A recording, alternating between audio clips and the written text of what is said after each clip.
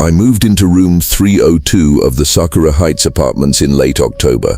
It was cheap, suspiciously cheap for a place only 20 minutes from Shinjuku. The landlord didn't ask for references. He just handed me a key, warned me the heating was temperamental, and left without looking back. The building was old, wooden floors, thin drywall, the kind of place that groans when the wind shifts. I told myself it was character. I was wrong. For the first 3 nights it was quiet. Just the hum of the refrigerator and the occasional train rumbling past the elevated tracks. Then on the 4th night, I heard it, a slow rhythmic scratching, like fingernails on wood, coming from the wall I share with room 301. I pressed my ear to the plaster. The scratching stopped. I waited. Then a whisper, too faint to make out, but it wasn't empty. It was breathing. I told myself it was pipes. Old buildings do that. But the next night, it happened again. And the night after that, always at 2:14 a.m., always the same rhythm. I started recording it. My phone's microphone picked up more than my ears could. Beneath the scratching, there were footsteps.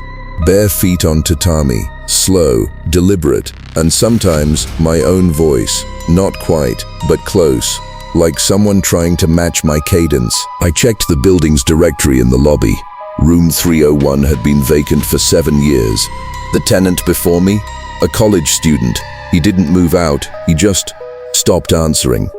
The police found his room untouched. No signs of struggle, just a single cup of cold tea on the floor and a tape recorder running on loop. I couldn't sleep. I started leaving my door unlocked just in case. I bought a digital voice recorder, placed it against the shared wall, played it back. That's when I realized it wasn't just mimicking me, it was learning. The whispers grew clearer. They knew my name. They knew I was recording. Don't listen, it said. But it didn't say it in Japanese, it said it in my voice, from the other side of the wall. I went to the landlord. He looked at me like I was insane. Room 301 sealed, he said, has been since the fire. Fire? I'd never heard of a fire. I went to the local ward office, pulled old tenant records. Room 301, 2003, 2009, 2014, 2018. Every 7 years, someone moves in. They stop paying rent. They stop responding. The management marks it vacant, but the utilities, they never get cut. Just a single flickering bulb and a tape recorder. Always a tape recorder. I started noticing things. The wall felt warm, not hot, just alive, like it was breathing. I pressed my palm against it. It pulsed. I pulled away. My hand left a faint smudge. Not dust. Something dark, oily. I washed it off. It came back the next day. And the scratching, it wasn't coming from 301 anymore.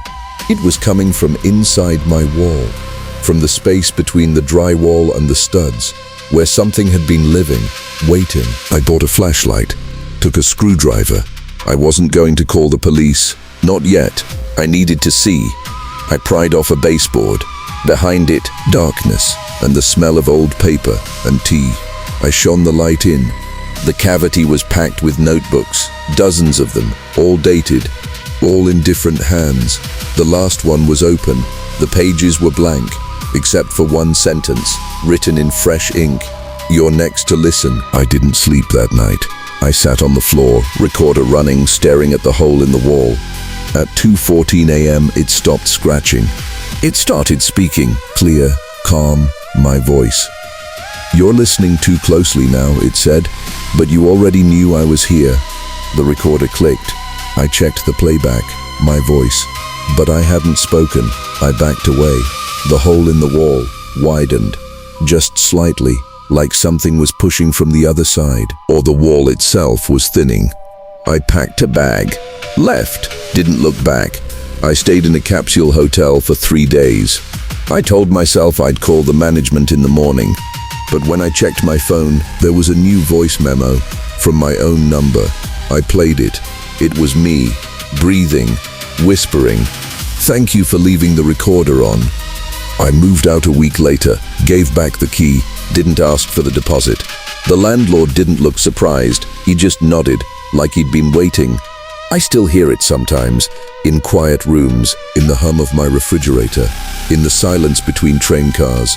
It doesn't scratch anymore, it just waits. And if you listen closely, really closely, you'll hear it, not in the walls, in your own voice. Because it doesn't live in apartments.